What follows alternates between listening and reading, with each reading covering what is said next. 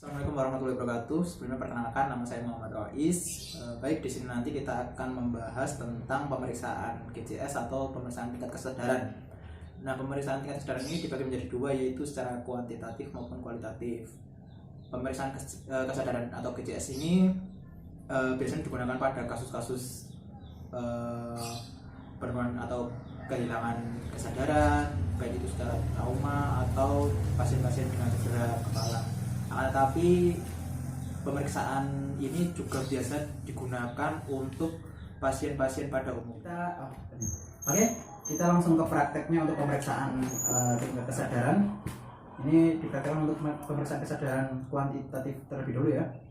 Oke, untuk E1 atau E1 itu pasien saat diberi rangsang nyeri baik berupa penekanan pada sternum maupun penekanan pada ujung-ujung jari, itu pasien tidak membuka mata sama sekali. Contohnya seperti ini. Nah, seperti ini. Ini skor E-nya adalah 1. Kemudian untuk E kedua atau E kedua itu pasien saat diberi rangsang nyeri, pasien dapat membuka matanya. Contoh seperti ini. Nah, seperti ini. Ini untuk skor E-nya adalah 2. Kemudian E ketiga itu pasien dapat membuka mata saat diperintahkan. Seperti ini.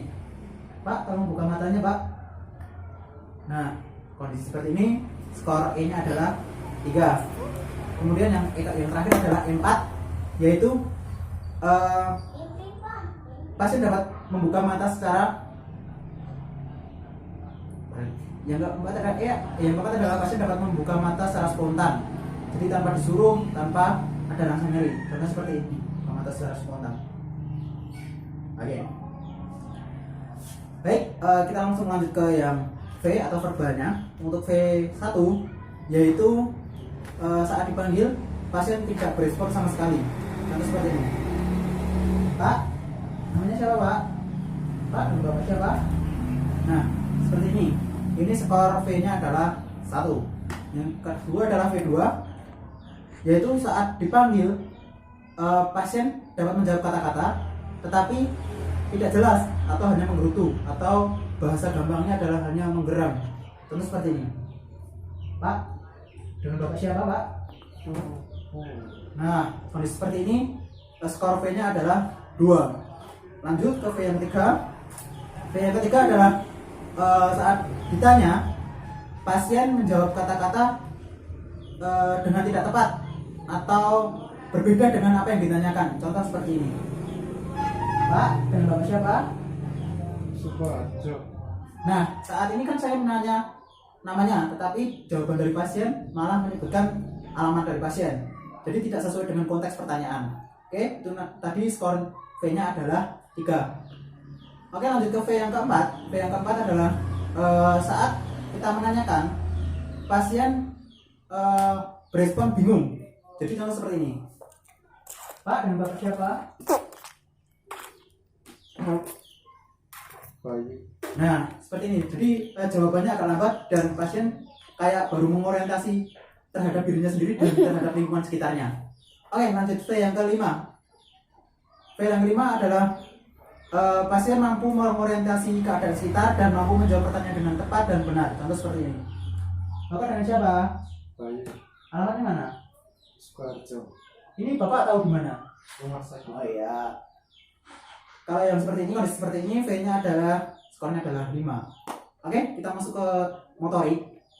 Untuk motorik sendiri ada 6. Motorik yang pertama M1, yaitu saat ada rangsang nyeri, itu pasien tidak berespon apapun. Contoh seperti ini. Nah, pasien tidak ada menunjukkan rangsang pergerakan sama sekali atau perubahan posisi sama sekali. Ini skor M-nya adalah 1. Kemudian kita lanjut ke M2, yaitu saat diberi rangsangan pasien hanya menggerakkan ekstensi secara abnormal. Contoh seperti ini. Nah, pasien dapat menggerakkan tangannya, namun tetapi hanya menggerakkan sebatas pergerakan pasif saja. Seperti itu. Skor M-nya bisa dikategorikan menjadi skor M2. Kemudian yang ketiga, yaitu saat diberi rangsang nyeri, pasien hanya bisa menggerakkan anggota tubuhnya secara fleksi abnormal. Contoh seperti ini, diberi rangsang nyeri. Nah, kondisi ini skor M-nya adalah M3. Kemudian yang keempat adalah pasien dapat menghindari nyeri. Contoh seperti ini. Nah, seperti ini. Ini skornya adalah M-nya adalah 4. Kemudian yang M5 yaitu pasien dapat melokalisir nyeri. Yaitu pasien dapat mengetahui lokasi nyeri dan berusaha untuk menghindari nyeri tersebut. Contoh seperti ini. Nah, tangan pasien menyentuh atau menghindari refleks dari penekanan saya tadi, itu skornya adalah M-nya adalah 5. Kemudian yang terakhir, M yang ke-6, saat diperintah pasien dapat bergerak sesuai yang kita perintah. Contoh, Pak, tolong angkat kedua tangannya, Pak. Ya, bagus, Pak. Nah, skor yang satu ini adalah M6. Oke, kali ini kita akan membahas yang kualitatif. Jadi kualitatif tersendiri itu adalah jumlah dari nilai-nilai GCS tadi dijumlahkan jadi untuk mengukur tingkat kesadaran pasien atau pengkategorian kesadaran pasien. Contoh, untuk nilai kesadaran 15-14 itu dikategorikan menjadi kompos mentis. Untuk apatis 13-12, untuk delirium 11-10, untuk somnolen 9-7, sopor 6-5, semi koma 4, kemudian yang koma di bawah 3.